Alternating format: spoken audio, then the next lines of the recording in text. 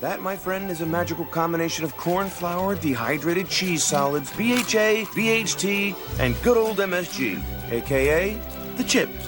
Nacho cheese flavor. Adorable celebrity-voiced animals venture into the scary outside world in Over the Hedge. Now, that might sound similar to the setups for Madagascar and the wild, but there are two big differences here. First, the animals are leaving nature behind this time, and they're exploring so-called civilization. Second, and more important, Over the Hedge is much more endearing and much funnier than those movies, based on a popular comic strip filled with memorable characters and peppered with jokes that will keep parents chuckling as well as the kids. This is a terrific piece of entertainment. You think they have enough?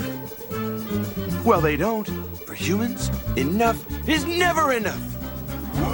And what do they do with the stuff they don't eat? They put it in gleaming silver cans just for us. That's Bruce Willis in a nifty turn as the duplicitous RJ. Steve Carell voices the super hyper hammy who targets a couple of Girl Scouts. The food! I found! Very scary rabbit squirrel. Hey, it's working! Behind you! I know, you're right behind me! Horrified by the creatures that have infiltrated her yard, a Type A human hires an exterminator. Thomas Hayden Church is hilarious as the voice of Dwayne. What do we have here? Didelphis marsupialis virginianus. Approximately 10 pounds. Male. The voice casting in this movie is perfect, with Nick Nolte as a ferocious bear. Time's up, RJ. Eugene Levy and Catherine O'Hara as possums that sound like they're starring in Fargo. Why don't you be that snazzy-looking iron there? And Wanda Sykes as a sass-talking but kind of insecure skunk.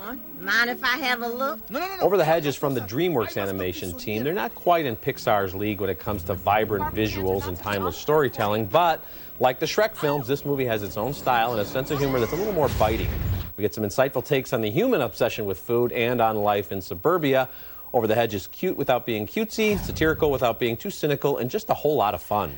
I'm in agreement with you completely on Good, this, glad to hear including kind of the buried message that even animals who live in the wild and eat leaves, that once they get hooked on nacho chips, they just can't get off of them again. This is a good-looking movie. I think it may be a little better looking than you say it is. I think it is funny. I love the voice talents. I like the colors. I like the whole palette. I like the whole look of the movie.